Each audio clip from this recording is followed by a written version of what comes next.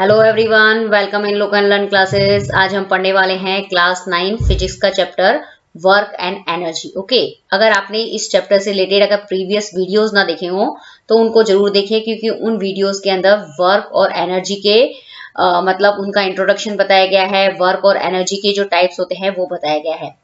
इस चैप्टर के अंदर आपको दो तरह की एनर्जी पढ़नी है। ओके, पहली एनर्जी है काइनेटिक एनर्जी और दूसरा है पोटेंशियल एनर्जी। ओके, मतलब इन दोनों एनर्जी को क्या करना है, आपको डिटेल से पढ़ना है। इसमें आपको ये बताना है कि मतलब पोटेंशियल एनर्जी क्या होती है, काइनेटिक एनर्जी क्या होती है, और फिर इनका क्या करना है, फॉर्मूला जो होता है उसको क्या करना है, डिराइव करना है। ओके, तो हम सबसे पहले देखते हैं काइनेटिक एनर्जी क्या होती है। Kinetic energy is the energy possessed by a body due to its motion. यदि किसी भी बॉडी के अंदर जो एनर्जी है उस मतलब उसकी मतलब किसकी वजह से है, वो उस ऑब्जेक्ट या बॉडी के मोशन की वजह से है, तो उस तरह की ऐसी एनर्जी को हम क्या बोलेंगे, काइनेटिक एनर्जी कहते हैं। ओके, मतलब कुल मिला के काइनेटिक एनर्जी क्या होती है, जब भी कोई भी बॉडी या ऑब्जेक्ट मूवमेंट होगा, उसके अंदर मोशन होगा, तो उस कंडीशन के अंदर जो उसके अंदर एनर्जी होगी उसको आप क्या बोलेंगे, काइनेटिक एनर्जी कहेंगे। Kinetic energy of an object increase with its speed. मतलब काइनेटिक एनर्जी जो होती है किसी भी ऑब्जेक्ट के अंदर, जो काइनेटिक एनर्जी होती है उस ऑब्जेक्ट की अगर आप स्पीड बढ़ाएंगे, ओके, तो वो काइनेटिक एनर्जी जो भी होती है वो भी क्या होती है, बढ़ती जाती है। ओके, जैसे सपोज यदि कोई ऑब्जेक्ट जो है अगर उसकी स्पीड ज्यादा होगी, ज्यादा स्पीड ज्यादा होने का मतलब ये है कि उसकी जो है वेलोसिटी ज्यादा है। वेलोसिटी ज्यादा होने का मतलब क्या है, उसकी काइनेटिक एनर्जी ज्यादा है।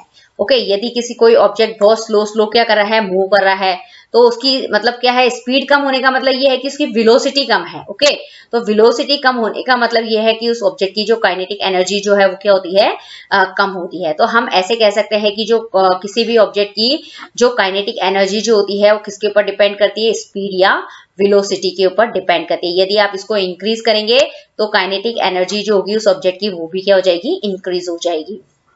अब हमारा नेक्स्ट है kinetic energy of a body moving with a certain velocity. मतलब यदि कोई बॉडी जो है, ओके, क्या कर रही है, एक सर्टेन वेलोसिटी से क्या कर रही है, मूव कर रही है। ओके, तो उस कंडीशन के अंदर क्या होगा कि उस ऑब्जेक्ट के ऊपर जो किया गया जो काम होगा, मतलब वो अगर कोई ऑब्जेक्ट जो है क्या कर रहा है, मतलब मूव कर रहा है, तो उसकी क्या है, एक सर्टेन वेलोसिटी है। तो उस कंडीशन के अंदर क्या होता है कि वो उस ऑब्जेक्ट के ऊपर जो काम किया जाएगा, वो जो काम होगा वो किसके अंदर एक्वायर हो जाता है, स्टोर हो जाता है। कौन सी एनर्जी के अंदर स्टोर हो जाता है, काइनेटिक एनर्जी के अंदर क्या हो जाता है, स्टोर हो जाता है। ओके, तो आपको यहाँ पे समझ में आ गया होगा कि काइनेटिक एनर्जी क्या होती है और काइनेटिक एनर्जी कैसे स्पीड के ऊपर डिपेंड करती है, और किस तरीके से किसी भी ऑब्जेक्ट के अंदर मतलब जो काइनेटिक एनर्जी जो होती है, मतलब किसी भी ऑब्जेक्ट में अंदर यदि कोई वर्क होता है तो वो वर्क जो होता है, यदि ऑब्जेक्ट मोशन के अंदर है तो उसके अंदर वो वर्क जो होगा वो किसके अंदर कन्वर्ट हो जाएगा, काइनेटिक एनर्जी के अंदर कन्वर्ट हो जाता है या स्टोर हो जाता है। क्लियर। अब जैसे आप देखेंगे कि यहाँ पे जो ये जो आप एक ट्रक का पिक्चर देख रहे हैं, ओके, ये जो ट्रक है वो कौन सी कंडीशन के अंदर है, मोशन वाली कंडीशन के अंदर है। तो इसके अंदर जो एनर्जी होगी वो कौन सी एनर्जी होगी, काइनेटिक एनर्जी होगी। इसी तरीके से आप देखेंगे कि ये मतलब पर्सन जो है वो क्या कर रहा है, बाइक को चला रहा है, तो इस कंडीशन के अंदर ये जो बाइक जो है वो मोशन वाली कंडीशन के अंदर है। तो जब भी कोई ऑब्जेक्ट मोशन वाली कंडीशन के अंदर होगा तो उसके अंदर जो एनर्जी होगी वो किसके मतलब कौन सी एनर्जी होगी, काइनेटिक एनर्जी होगी। क्लियर। अब हमें क्या करना है, काइनेटिक एनर्जी का जो फॉर्मूला है उसको डिराइव करना है।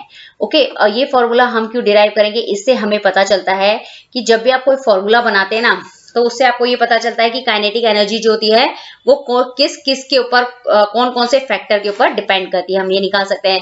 दूसरा ये है कि यदि हमने काइनेटिक एनर्जी का फॉर्मूला निकाल लिया है तो फिर हमें क्या कर सकते हैं, हम न्यूमेरिकल प्रॉब्लम्स जो होती है वो साइंस के अंदर क्या कर सकते हैं, सॉल्व करते हैं। तो सबसे पहले हम देखते हैं कि इसे हमें कैसे डिराइव करना है। तो इसके लिए हमें क्या लेना पड़ेगा, let an object of mass m start from rest and attains a uniform velocity v after a force f is applied on it। मतलब हम इसके लिए क्या लगेंगे, मतलब हमें जब काइनेटिक एनर्जी का क्या करना है, फॉर्मूला डिराइव करना है, तो हमें एक ऑब्जेक्ट लेना है, मतलब फिर हम क्या लेंगे, m, मतलब ऑब्जेक्ट लिया है, उसका मास कितना हमने लिया है, m, ओके, स्मॉल m। फिर हमने क्या किया है, उसके ऊपर एक फोर्स अप्लाई किया है, फोर्स ओके।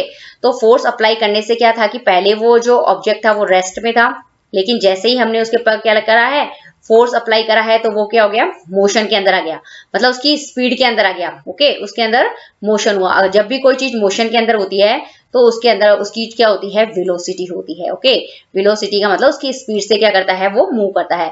तो हमने यहाँ पे वेलोसिटी को किससे डिफाइन किया है, स्मॉल v से डिफाइन किया है। ओके, तो अब हम देखते हैं let during this period the object to be displaced by distance s।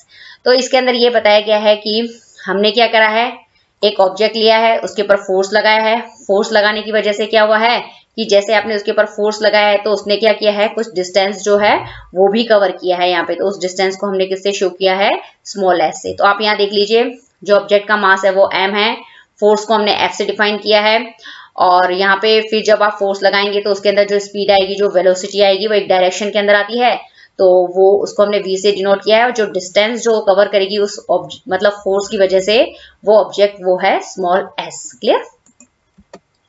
अब हम इसको बहुत इस पिक्चर से भी समझ सकते हैं, इस डेरिवेशन को समझने के लिए। जैसे हमने m ऑब्जेक्ट का क्या लिया है, मास लिया है, फिर आपने इसके ऊपर क्या किया है, फोर्स क्या करा है, F अप्लाई किया है। और जैसे ही आपने इसके ऊपर मतलब जब फोर्स नहीं लगा था तब इसकी जो वेलोसिटी थी, मतलब ये रेस्ट वाली कंडीशन के अंदर था। जब भी कोई ऑब्जेक्ट रेस्ट वाली कंडीशन के अंदर होता है तो उसकी जो इनिशियल वेलोसिटी होती है वो 0 होती है। ओके, मतलब जब भी रेस्ट है, मतलब कोई भी ऑब्जेक्ट अगर रखा हुआ होता है, ओके, तो उस कंडीशन के अंदर उसकी जो इनिशियल वेलोसिटी होगी वो 0 होगी। फिर आपने इसके ऊपर क्या लगाया है, इस ऑब्जेक्ट के ऊपर क्या लगाया है, F फोर्स लगाया है। फोर्स की वजह से क्या होगा कि ये ऑब्जेक्ट जो है वो क्या करेगा, कुछ डिस्टेंस जो है वो कवर करके इस पोजीशन पे आ जाएगा। तो वो डिस्टेंस कितना है, इसको आप s भी लिख सकते हैं और d भी लिख सकते हैं। दोनों में से आप दोनों में से एक चीज लिख सकते हैं यहाँ पे। ओके, तो यहाँ पे यही बताया गया है, हमें ये फॉर्मूला जो है क्या करना है, पुटअप करना है। ओके, मतलब ये हमें फॉर्मूला डिराइव करना है। और यहाँ पे ये बता दिया कि ये इसकी इनिशियल वेलोसिटी 0 है, लेकिन जब आपने इसके ऊपर फोर्स लगाया तो इसकी जो वेलोसिटी हो गई है वो कितनी हो गई है, v हो गई है। ओके, तो ये आपको ध्यान रखना है। यहाँ पे ये बताया गया है कि आपको काइनेटिक एनर्जी का फॉर्मूला बताया, मतलब डिराइव करना है, तो उसको आप ke से लिखेंगे। आपने ऑब्जेक्ट का मास लिया है, उसको आप m से लिखोगे। और इस जब आपने ऑब्जेक्ट के ऊपर क्या लगाया, फोर्स लगाया, तो उसकी वेलोसिटी कितनी हो गई, फाइनल वेलोसिटी 0 हो गई है।